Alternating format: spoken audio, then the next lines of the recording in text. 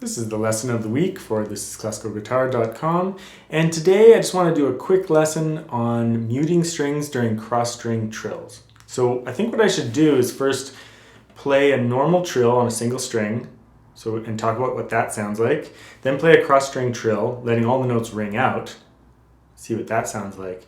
And then play a cross-string trill muting the upper auxiliary note.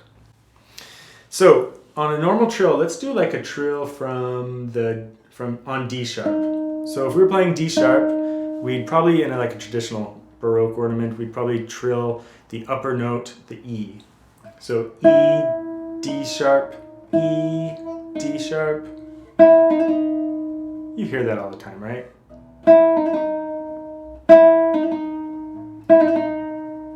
Lots of different ways to do it, of course. But when you hear it on a single string, I'm doing at the 5th fret there, you're hearing E, go to D sharp, go to E, go to D sharp. You're never hearing the two notes at the same time, actually.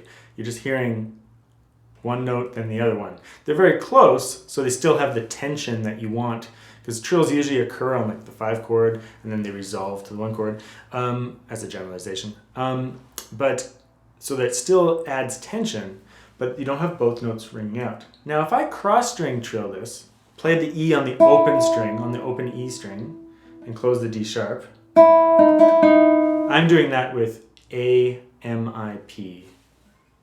A on E, M on D, I on E, P, or the thumb, on D sharp. Sorry. So that's without muting the note. So when you don't mute a note, you hear this minor second sound. It's not very pretty, right? Which now in a trill, it is a form of tension. So during the trill, it's not so bad to hear that intensity, that vibrating minor second, but you don't really want to be left with it at the end. You'd rather just be left with just the D sharp, like when you do it on a single string. So now let's do that cross string trill one more time, and what we're going to do is we're going to take our A finger and mute the top open E string so that only D sharp is left ringing.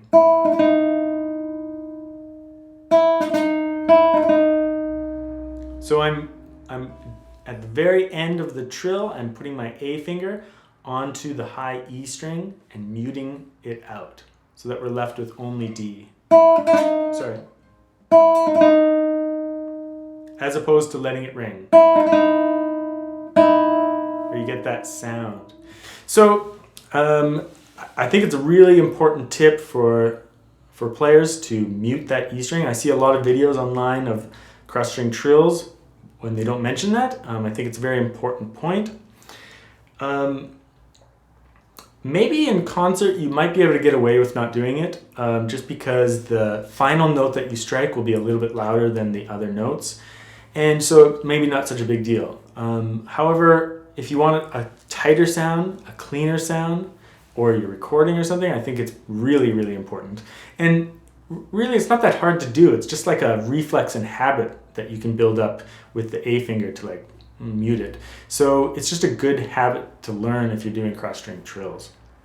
So this is probably more of a lesson for intermediate to advanced players, but I think that even if you aren't able to mute it or control it exactly, you should start thinking about it, because I think that's one of the reasons why cross-string trills are disliked so much by musicians, is that when you hear that, it just doesn't sound right. It doesn't sound good. A normal, regular trill on a single string just doesn't have that. It sounds so much cleaner, right? So, food for thought. Thanks.